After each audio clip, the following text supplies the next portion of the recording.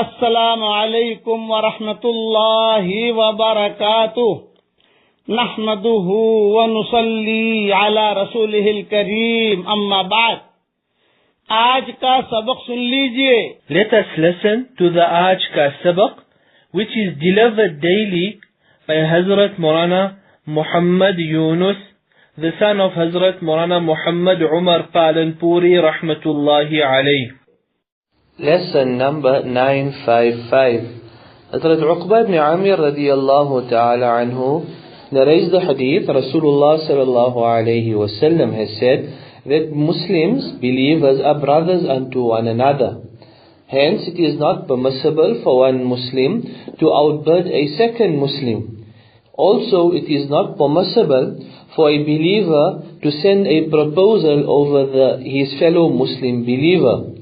Yes, if that proposal is now completed and it has been completed and there is no acceptance of the proposal, then there is nothing wrong in that. This hadith is made mention of in Muslim Sharif.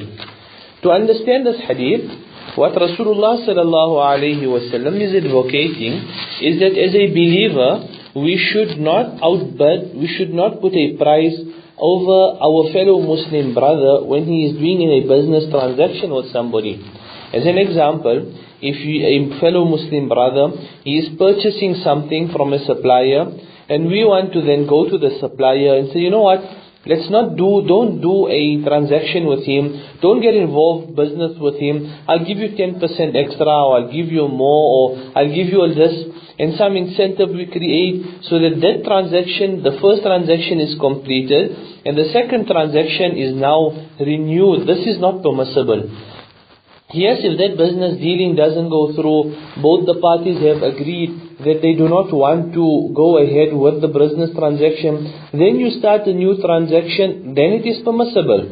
Similarly, if a particular Muslim has went and he has now proposed to a particular lady, that lady is now in deciding whether she would like to accept the proposal or not, then in that situation, another fellow Muslim brother cannot go and put in a proposal again there. What needs to happen is either she accepts or she rejects. If she accepts, obviously, then it leaves no window for another proposal.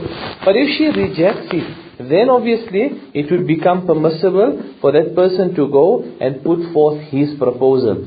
We should go to the ulama, we should ask them these things. These might sound as simple things, but these are teachings that have been advocated by us, by the Master Rasulullah sallallahu alayhi wasallam. And if we will do that, inshallah, not only will there be peace and cohesion on this world, but we will be following in the footsteps of Rasulullah sallallahu alayhi wasallam and in the teachings of Rasulullah sallallahu alayhi wasallam. Let us read now. Rabbi ja'alni muqim as-salati ومن ذريتي ربنا وتقبل دعاء. This dua is known as dua Ibrahimi, meaning the dua that Ibrahim alayhi salam has mentioned, he has made, has begged unto Allah subhanahu wa ta'ala. Scholars have stated, whoever will read this dua, Allah subhanahu wa ta'ala will not let a person from his progeny come who is not consistent with salah. Similarly, Allah subhanahu wa ta'ala will not let a person who is a disbeliever in his progeny. It's a very important and a powerful dua for us to read.